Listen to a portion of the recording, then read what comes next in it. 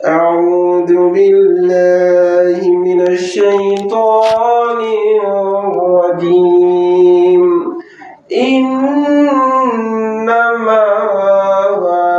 يخشى الله من عباده العلماء। এই আয়াতটার মধ্যে আল্লাহ রাব্বুল আলামিন ইলমের সংজ্ঞা দিলেন। ইলম কাকে বলে, আলেম কাকে বলে, জ্ঞানী কাকে বলে, পড়াশোনা এডুকেশন শিক্ষা বিদ কাকে বলে, আল্লাহ এই আয়াতে আমাদের সংজ্ঞা দিলেন। ইন্নামা ইয়াখশাল্লাহ, তারা ইলম অর্জনকারী, ইলম অর্জন করে যারা আলেম, তারা কি করে? ইয়াখশাল্লাহ, আল্লাহকে ভয় করে। তাহলে ইলিম কাকে বলে, আলেম কাকে বলে আমরা এই আয়াত থেকে পেলাম। ইলিম যিনি রবকে চিনাবে, রবকে ভয় করাতে বাধ্য করবে, তার নাম ইলিম। আমার আপনার পাঠ্য বই, কথিত বই, খাতা কলম, এগুলো হলো এক্সটার্নাল ইনস্ট্রুমেন্ট, মানে বাহ্যিক উপকরণ। মূল নিহিত জিনিসটা কি? ইলিম হলো ওই জিনিস যেটা আমার রবকে চিনাবে, যেটা আমাকে নিজে ব্যক্তিগতভাবে চিনাবে যে আমি অমুক, আমি গুনাহগার না পাপী, আমাকে চিনতে শেখাবে। আমার আপনার অনেক বড় অনার্স মাস্টার সার্টিফিকেট, আমার আপনার অনেক বড় পিএইচডি হোল্ডার, কিন্তু উনি নিজেকেই চিনে না যে নিজে মিথ্যাবাদী, নিজেকেই চিনে না নিজে পিতামাতার সাথে খারাপ আচরণকারী, নিজেকেই চিনে না নিজে অমনুষ্যত্ব, অমানবিক, নিজেকেই চিনে না নিজে করাপ্টেড পারসন। এটাকে ইলিম বলে না। ইলিম প্রথম কি? ইলিম রবকে চিনাবে। আমি আপনি কিরকম ইলিমের অধিকারী? আমি আপনি ফজরের মানে সকালে বোঝা গেছে। কিভাবে বোঝা গেছে? আচ্ছা বলেন তো, আমি আপনি আজকে মানে গত রাত্রে, এই যে রাত গেল মানে শুক্রবার, এই গত রাত্রে, দিবাগত রাত্রে আমি আপনি মারা গেছিলাম। আমি আমাদের ইলিম কি করতেছে না, ধরতেছে না যে কি বলে আমি নাকি মারা গেছিলাম, কিন্তু আমি আপনি সত্যি মারা গেছিলাম। এটা যদি বলার সাথেই মাথার ভিতরে ক্যাচ করে, তাহলে আপনার মাথায় ইলিম আছে। আমি আপনি মারা গেছিলাম রাত্রে। কিভাবে? আমি আপনি ঘুমানোর সময় কি পড়েছিলাম? আল্লাহুম্মা বিসমিকা আমুতু ওয়া আহইয়া, হে আল্লাহ আমি আপনার নামে মৃত্যুবরণ করলাম।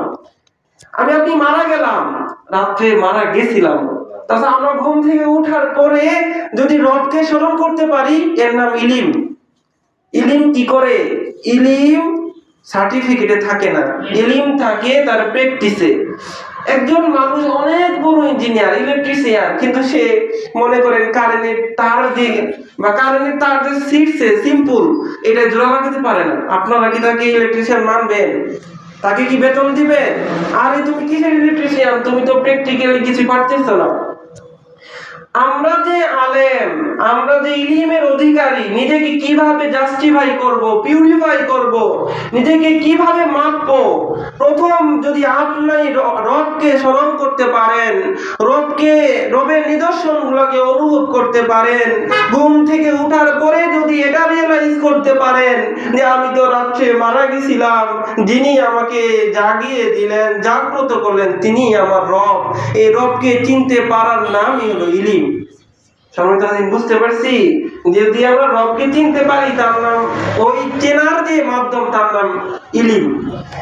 ইলিমের 2 নম্বর হলো নিজেকে চিনতে হবে, নিজেকে জানতে হবে।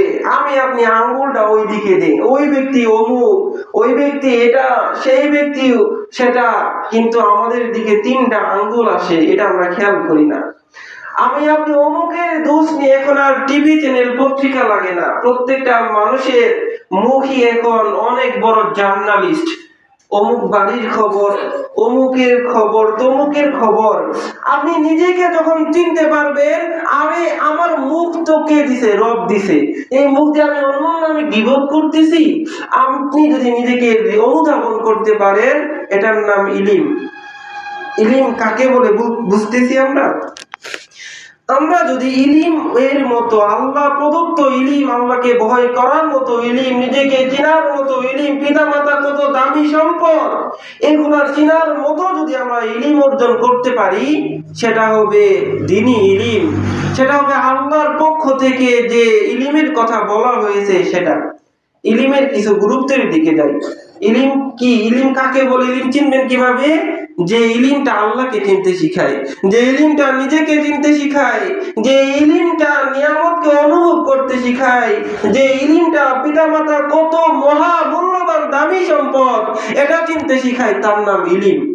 যে ইলম আপনাকে গুনাহ থেকে বাঁচায়।